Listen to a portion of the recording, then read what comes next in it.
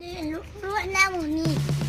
إلا ما بدي هذيك المرة نزل علينا الصاروخ، إلا بدهم يعني أنام غرفة النوم. كنت ما راح أنام،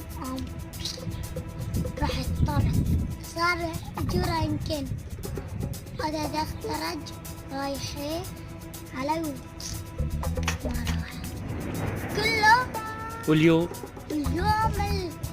الحمد لله ما حد صاب شيء، لأنه رب العالمين هي إرادته العالمين. الشي بيكتب ما حدا يموت، الكاتب له يموت. أخواتي كتب لهم 3 ماتوا، الله يرحمهم ويقبل لهم الشهداء.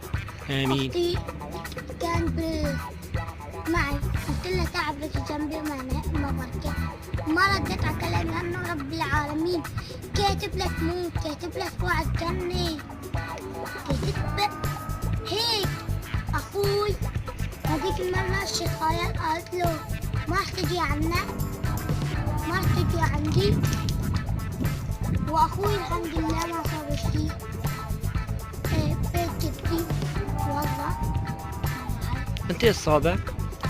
ما هذا انفتح هيك كل راسي وأصعب من إيه ما مت الطيب؟ هيا أن رب العالمين رولاتو،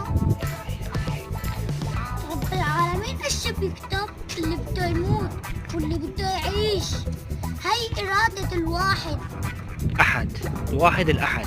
إيه الواحد مثلا هيك كافر ما بصلي، عشاء والمغرب ما بصلي، يكفر مثلا. يا لطيف. استغفر الله العظيم قلبي هيك ما عليه إلا الكفر. يا لطيف. اكتب له يموت، فوت على النار.